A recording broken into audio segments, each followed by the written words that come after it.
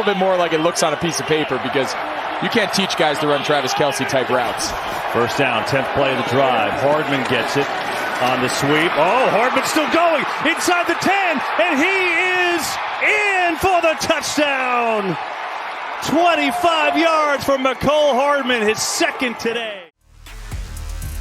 You are listening to KC Sports Network, the #1 podcast network for today's Kansas City sports fans. With former players from your favorite teams, informed perspectives, and former insiders, this is the place for you. KC Sports Network is proudly presented by Emprise Bank, your partner in possible. What's up, Chiefs Kingdom? It is a beautiful Monday, and this is KCSN Update, your daily Chiefs podcast and video from us here at KC Sports Network. I'm BJ Kissel, founder of KC Sports Network and former Chiefs insider and sideline reporter. And it's Monday, which means we're going to be joined by ESPN's Matt Miller with his stock up, stock down report following the Chiefs' thrashing of the 49ers, the domination, the beatdown, every descriptive way I can highlight that performance. I will, because my friend Matt, who we'll bring on right now, is a 49ers fan. Matt, I'm really interested to get your stock up, stock down report after that just complete dismantling of the 49ers' #1 ranked defense. How are you today? I'm good. I see you checked your thesaurus this morning for all the different ways you can say that the Niners got their ass kicked by the Chiefs, which I bet on this game. I made the short trip to Kansas. I put my money on the Chiefs to win, and my wife, big Chiefs fan, I told her, I was like, I'm covered. The Niners win, I'm going to be happy. The Chiefs win, I'm going to be happy. It was great. But I thought the Chiefs would win all along. I even tweeted about this late last week. I could not believe the line on this game was, I got it at -2.5. It was -1 at kickoff. I could not believe that. So I didn't expect a 21-point victory. I'm not going to claim that, but I really did think that the Chiefs would handle the Niners, and that's what happened. So a lot more stock up than stock down for us to talk about today. All right, we're going to start with the offense with the stock up, but I do want to go back to that point because I thought it was really interesting too, how much the line changed. Because I think it started like 3 and then went to 2.5, and you said it got down to 1. Do you think it was more Christian McCaffrey, or do you think it was the Christian McCaffrey plus the injury report at the early part of the week? Weren't sure Nick Bosa, Charvarius Ward, Greenlaw, a lot of those guys that, and even Hufanga, didn't know if those guys were going to play, and they probably weren't 100%, especially, I mean, we saw Greenlaw leave, saw Charvarius Ward pull up, limp a couple times, but do you think it was the injuries, or do you think that many people were betting the Niners? I think it was probably the injuries, but I don't want to go full conspiracy theory here. I don't have my tinfoil hat because I'm at home and not my office. Sometimes I feel like they make the line that close trying to get people to bet on the Niners when they know there's no damn way they're going to win. You know, it's like, oh, let's tempt people with a -1. Maybe they'll, believe in the upset or the home field advantage. But I think the injury report was a little optimistic. I'm guilty of it too. I saw the injury report was that Friday and thought, okay, well, like Bosa's back, Trent Williams is back, Charvarius is going to play. There's a bit of a revenge factor there. Hufanga, who is playing like one of the best strong safeties in the NFL right now.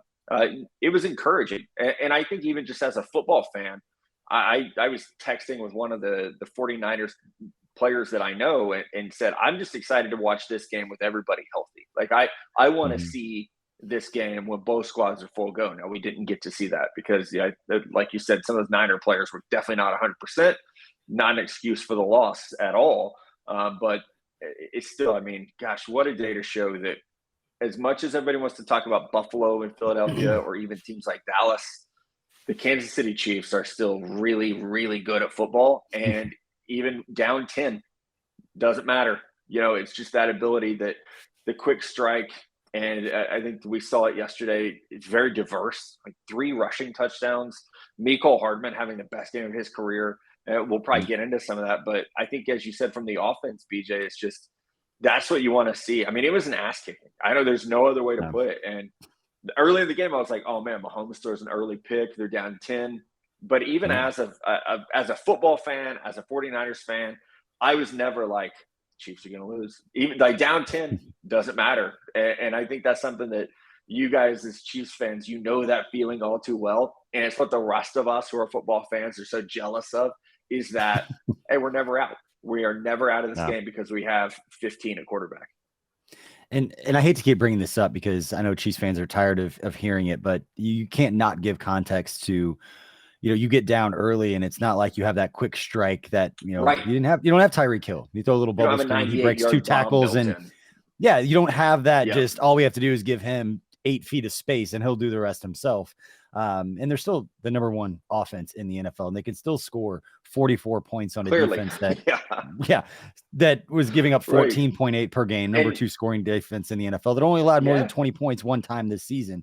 And to see the Chiefs offense and to still have that confidence, they can go down there and do it. And then everything. I recorded the 10 things podcast earlier today. You can catch that on the same audio channel you're listening to this show, or you can find it on our YouTube if you're watching this on YouTube. But I went through like 10 stats, 10 records that were broken, and the superlatives, some of the things that Mahomes is doing and what the offense did. It's unbelievable. And we're trying not to normalize greatness. I know I don't need to tell you that about Patrick Mahomes either, but keeping up with some of the records. I mean, you mentioned the 10-point deficit. He's 12-5 in his career, again, games in which he's trailing by 10 points. That winning percentage is better than every quarterback in the NFL overall, other than Aaron Rodgers, who's at like 733 and he's at 706 in games he's trailing by 10 points compared to everybody else overall.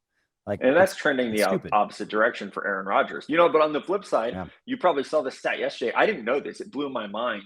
The 49ers are now 1-30 in games when they're trailing by more than 3 points to start the fourth quarter. That's very, very bad. I don't want to get into like the hyperbole of I think Kyle Shanahan's a good coach, but that's bad.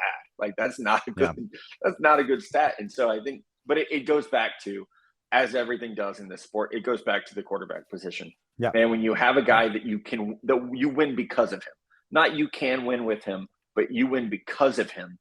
It's Mahomes, it's Aaron Rodgers, it's Josh Allen. It's a completely different world when you have someone like that under center. And this was going to be Trey Lance's time. And I think that was one of the reasons they made a move like that, is to get somebody that can make the big plays and do all those things. That Jimmy Garoppolo is great for what he is, but he is limited. If you get him behind the sticks, he's going to struggle. You put him behind, he's going to struggle a little bit. Although I do think Christian McCaffrey is going to be a great add to that offense and what he can do. But let's get into the stock up, stock down report here again with ESPN's Matt Miller. Matt, let's start on the offensive side of the ball for the Chiefs. What have you got for us for today for stock up? Yeah, I think something we've been waiting for all year. And I feel like I've said this every Monday is we need one of the wide receivers to break out. Well, we had 3 of them break out against, again, the number 1 defense in the NFL. So it was Juju Smith-Schuster having his best day, 7 catches for $124 and a touchdown, but also just showing physicality, showing that he can be that go-to guy, that he can be a post-up weapon.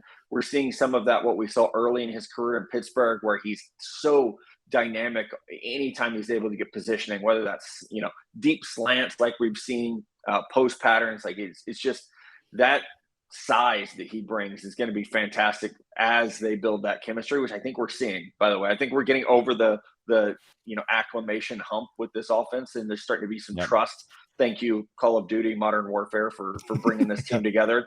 But then MVS being the deep threat, and there was a bomb to him. And he beat Trevarius Ward, bad positioning by Ward, just bad technique.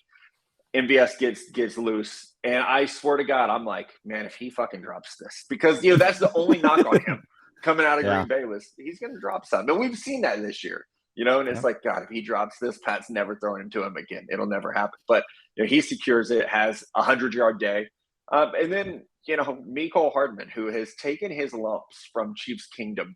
But to have a 3-touchdown day and to do it as a runner, to do it as a receiver, I loved the fact that we saw schemed touches for Mecole. It wasn't just, hey, go run some choice routes and we'll try to get you the ball if you're open. It was, we have this weapon that we can scheme touches to, like every other offense in the NFL should do when they have someone like him.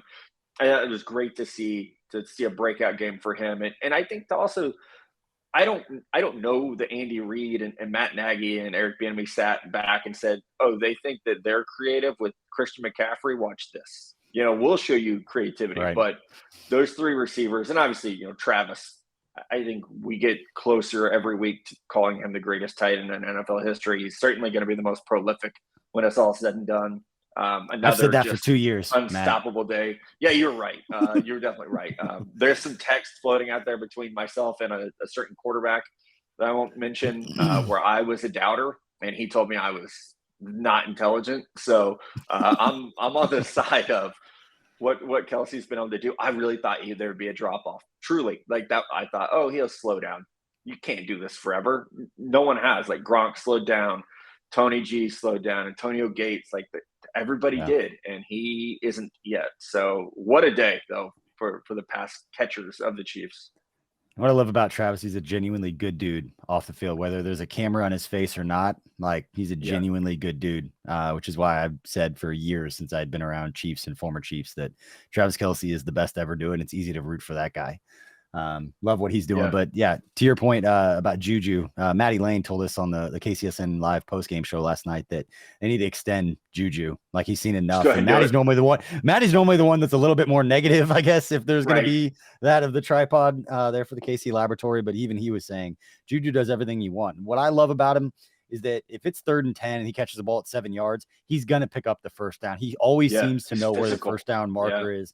He's physical. He'll put his head down. He'll get the first down. And, nothing drives you more crazy than, not getting a second down catch. And then you end up like, a half yard short of the first down because you don't know where to get, whether you're on the sideline or across the middle, whatever it is. And then one quick point from Mecole Hardman, because told us to Kent last night when we were watching the game together at the Kingdom Bar, is that Mecole's 25-yard touchdown run I thought was one of the most mature plays that we had seen from Mecole, because a lot of times, and Matt, you can speak to this, a lot of times with the really young, the really fast dudes, they don't necessarily always show patience to let blockers set up, especially with like screens where you got guys in front. You go back and watch the touchdown run for Mecole. He easily could have turned on the jets and ran back and tried to score when he got to around like the 10-yard line. But instead, he throttled down and just followed the big guys until they kind of got in the way. And then he accelerated up through. And we're saying like that's a really mature play for a young player in that exact kind of situation, because you could get the big eyes and just run as fast as you can. And he didn't. He set up his blocks and he found his way into the end zone. And we might, like I said, we might be over the hump for this offense gelling together. I think we have to remember what Mecole was at Georgia. He was an offensive weapon. He was never a traditional wide receiver. He had a position change in college, and he's still a very young player. So I think, as you're saying, we are seeing not only development but maturation of him as a player. And I think that's what you want to see, obviously. But we're seeing it. We've seen it with Clyde at points this year. We're definitely seeing it with Pacheco. Not just, hey, you're a great athlete, but you're now learning how to be a football player as well, which is, I think, the difference between being good and being great, or having potential and actually being productive. Yeah. All right. Again, we're here with ESPN's Matt Miller on KCSN Update. Matt always gives us his stock up, stock down report. Matt, before we move to the defense, anybody else on the offensive side of the ball for the Chiefs who just went through the wide receivers? Anybody else stock up for you on that side of the ball? Man, I thought Andrew Wylie had a really good day. I know there was the pressure late when Nick Bosa got over him a little bit, but this is a great defensive line. It really is. And to have Nick Bosa healthy, Charlton Minihue has been playing lights out. This is a good line. Even with Javon Kinlaw and Eric Armstead out, they're still really good. You can watch what they did the week before, 2 weeks before. But I thought Andrew Wylie doesn't get mentioned a lot on that line. And when he does, it's usually because of a mistake. But I thought he played very well against a very, very good defensive line. Mahomes got sacked one time. It was that one play where Nick Bosa ran over Wylie. So hell of a day for him. And while we talk about the greatness of Mahomes and the receivers and all the plays that were made yesterday, I think you got to remember 77 had himself a day too. Yeah, and that takes a lot of trust. I know that we've talked about it, and if there have been points in Mahomes' career in which we've all been critical of him drifting in the pocket, whether it's drifting back, drifting to the side, kind of leaving the pocket. And it's not, some guys leave the pocket because their eyes don't go downfield. He leaves the pocket to buy himself more time. Like he's just trying to get outside, get some space, and do that. But he hung in the pocket. And yeah, to your point, Andrew Wylie, the guys up front, they gave him time against a very, very good 49ers front that can get after the passer. And so, love shouting out the offensive line there. And before we move to the defense, talk a little bit about our partner here at KCSN Update and DraftKings. And I know, excuse me, when you watch those plays where Mahomes has got time in the pocket, he uncorks one deep, especially the 3rd and 11, 57-yarder to Marquez Valdez-Scantling, Matt, that you were talking about earlier. You can make every play feel that exciting with DraftKings Sportsbook. an official sports betting partner of the NFL, and their unbeatable offers. Right now, new customers can bet any $5 NFL bet and get $200 in free bets if your team wins. And check this out. In addition to the usual bets, everyone can boost their winnings with DraftKings stepped up same game parlays. To make things even sweeter, you can throw down on stepped up same game parlays once per game day all season long. Download the DraftKings Sportsbook app now and use promo code KCSN to get $200 in free bets if your team wins. Just place a $5 bet on any football game. Only at DraftKings Sportsbook using code KCSN. Minimum age and eligibility restrictions apply. See show notes for details. All right, Matt, let's move on to the defensive side of the ball. Who is your stock up player for the Chiefs defense, or players? Yeah, I don't know that we can pick just one, because Frank Clark and Chris Jones played like they're supposed to. I mean, we've been waiting, I think, for a season and a half, maybe, for these two to have a hot game together. You know, it was always like, oh, well, who's it going to be this week? It was both of them. And to do it against, Trent Williams coming back from injury, Frank got him twice in the fourth quarter, or third quarter, maybe it was. And he, with game defining, when the game was close, Frank's ability to get through there and to do it, I mean, not just with speed, but you saw the technique of him, going upfield to get Trent Williams to engage and to commit, and then to come under and cross his face. It shows instincts, awareness, but also just, the power, length, and speed. That's what, like, when I'm evaluating college guys, that's what I'm looking for, is that understanding. Can you do that? Now, Frank does it so well. And then Chris just continues to be, there's not a defensive tackle playing better this year.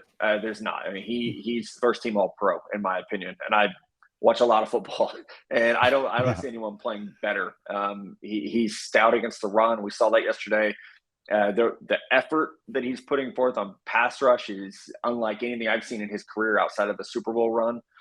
So I think it's great to see, a veteran player who's been paid a lot of money, and he's still out there leading the team in effort. And that's contagious. It's something that will stick. So yes, you expect those two to play well because they are the highest paid players in the defense, but man, did they play very, very well yesterday. And Trent Williams does not get beat like he did yesterday very often. And I'm just checking the grades from Pro Football Focus are up, and people could say what they want about their grades, but it doesn't hurt to look at them. And right now, Chris Jones, number 1 rated defensive tackle above Aaron Donald, according to grades from Pro Football Focus. Yeah. And so it's not just my bad eyesight thinking that Chris Jones is playing better, but I'm not saying he's better than Aaron Donald. Don't get me wrong, but he's playing better through 8 weeks. Yes. And to your point, talking about the effort and stuff, that's stuff that Chris has been knocked on before, whether it was too many snaps, whatever it was, taking plays off, slicing through some of his gaps to get into the backfield, not necessarily holding some of his run fits, whatever it is, like, they're figuring it out. And Steve Spagnuolo, one thing I love about Spagnuolo, before I want to ask you about one player in the defensive backfield specifically that I think is severely underrated. And we'll get your take as somebody who watches the entire league. But one thing I love about Steve Spagnuolo, they get down to the red zone. He is sending the house. I talked about this on like 10 things already. Talked about it on the post-game show last night. They go cover 0 more often than maybe any team. I'm sure there's a stat in the red zone on PFF. Yeah. Like, it's second and goal in a goal to go situation. Like, he is sending everyone to get the ball out of their hands. And it's not just going up against Josh Allen and not wanting him to scramble and make him make a quick decision. He's doing it against everyone. He's forcing those quarterbacks to make a quick decision. And letting which obviously led to the interception. For 5 seconds in those situations. I think it's smart. It seems, it's like, oh, that's common sense. We want the ball to come out fast in the red zone so our guys don't have to cover forever. And it's tight. It makes it a little bit easier to hold your coverage because there's not a lot of space. So it's like, oh yeah, that all makes sense. But to have the balls to do it and to do it consistently and execute, it does deserve a lot of credit. I think you're right. Especially with a bunch of rookies in the defensive backfield. I mean, look at the interception that Josh Williams had. They sent the house. Karlaftis gets in his face. Josh Williams makes a great play. But, Matt, the player I want to ask you about is L'Jarius Sneed. I think people in Kansas City understand what he's done. He's got 6.5 career sacks as a DB now. I just talked about it on 10 things earlier, but he's 2 sacks shy of having the most sacks of any defensive back in Chiefs history. I'd be passing Ron Parker, who was so good at that in Bob Sutton's defense. But just in the scale of context of across the NFL and the way that they're utilizing him, they move him all over the place. How valuable and how much should Chiefs fans, be saying extend this guy now, because he's only going to get more expensive the longer that you wait? I think, BJ, part of the problem is he doesn't play a defined position. So you're not going to say like, oh, L'Jarius Sneed's one of the top 10 corners, or he's one of the top 10 safeties, or he's one of the top 10 slot cover guys. He's never in one spot enough. And it's almost like a college defense in the way that he's used, where he is just bounced around. And you mentioned it. I think he's amazing as a blitzer off the edge, but not just that. I mean, he's very good against the run on the edge. And so as much as there was kind of hand-wringing over, oh my gosh, we're going to lose Tyrann Mathieu, I was never worried, because I thought 32 had slipped a little bit. And I really saw Sneed as he can be that guy, and he's bigger. He's hungrier. I think he plays there were not business decisions as often, when Sneed is playing. And so I think that's one thing. Like, you've seamlessly replaced one of the best players in the NFL at this hybrid position, and you've potentially upgraded. You've definitely upgraded in terms of roster construction, because, like you said, he is cheaper, he's younger. That's exactly what you want. I mean, I remember watching Sneed in college, and he was the guy no one talked about in that secondary. It was like people loved Amik Robertson, and it was like, well, don't forget L'Jarius Sneed's over here, and he's just super fast. But it was still like, what is he? Is he a corner? Is he a safety? Well, he's both. He's a football player, as a scout once told me. Not to overthink these guys and just let the coaches put them in situations. But I do. I mean, he's incredibly underrated. We saw it again yesterday. The things he can do in coverage, what he does, in the box is pretty special. And especially like, he's not that big of a guy, but he just plays with a great intensity.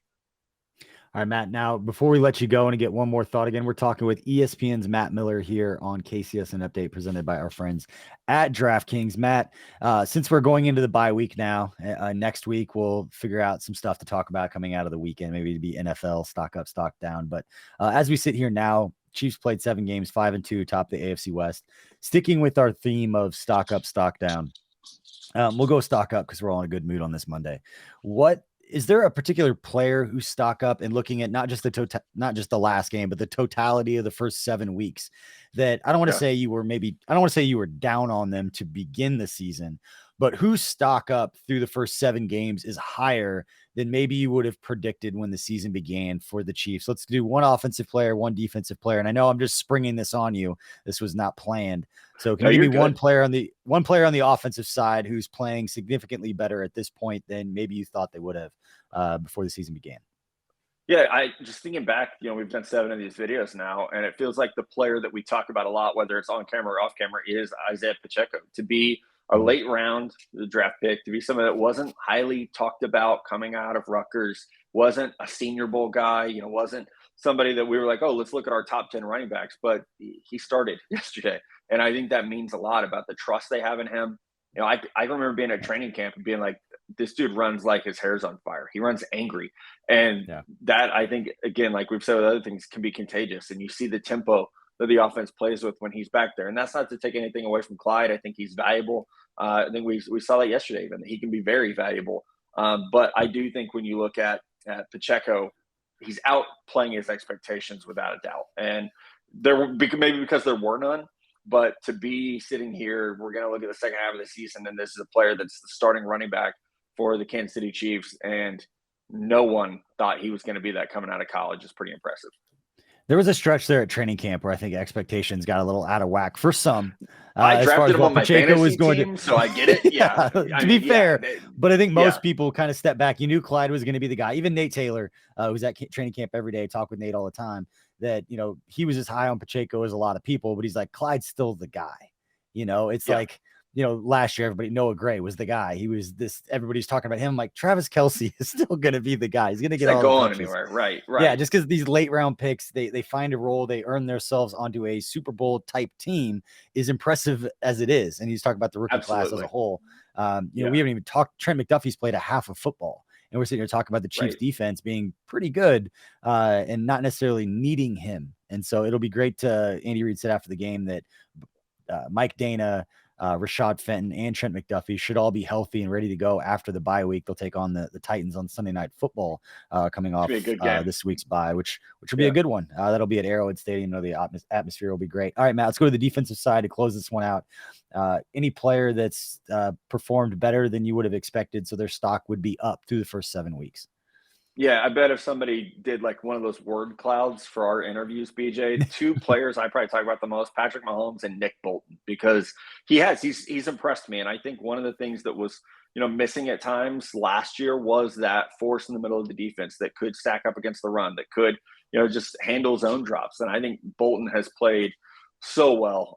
If he doesn't lead the team in tackles every week, it's pretty dang close. And I mean, it's literally every Sunday. It's like, oh, there's another 10 tackles and there's another TFL. And he's becoming a leader, which I liked him at Mizzou. I really did. And I thought, okay, this is like a second round pick. He'll be, probably a starting linebacker in the NFL, but I think he's playing above where I expected him to be. And maybe it's the crowd I run with, but I think before the year started, Willie Gay was expected to be the guy at linebacker. And maybe the suspension is a bigger part of that. But I even thought before the suspension, Nick played so well through training camp, preseason, early stages of the regular season, and it's week to week. And you mentioned it. This defense they're definitely playing better than I expected them to be. I don't know if that's a wide shared sentiment among Chiefs fans, but they're definitely ahead of where I thought they would be at this point of the year. And I think Bolton is a huge part of that.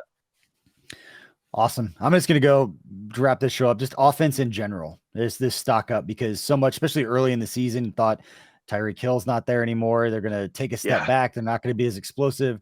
Number 1 scoring offense in the NFL, number 2 in yards per game on average, just behind the Buffalo Bills. So Chiefs averaging 31.9 points per game through 7 weeks. The only team in the NFL over even 30 points. So stock up for the Chiefs offense for people that thought a lot of receipts going to be kept if they keep this up based on a lot of things that were said back in the offseason during free agency and whatnot. So Matt, man, always appreciate what you've got going on and your time in joining us. What can you promote? What do you got coming up and where can people find your work? Yeah, tomorrow morning we have another draft notebook up for you guys, myself, Mel Kiper, Jordan Reed. So a lot of our notes from the weekend. If you don't have time on Saturdays because you're going to pumpkin patches and stuff this time of year, we really do have you covered because we watch all the games on Saturday and tell you the prospects you need to know. I know you guys aren't on to the draft yet, but it's a good way to stay connected to what's happening in college football as it pertains to the NFL draft, so that after the Super Bowl, you guys can be like, oh, wait, I remember that player because Matt wrote about him on a Tuesday morning notebook. There you go. Well, nobody in the state of Kansas wants to talk about college football right now. Okay. Yeah. I know as a K-State fan, Texas I definitely fans, do not want to talk. I mean, yeah. It happens.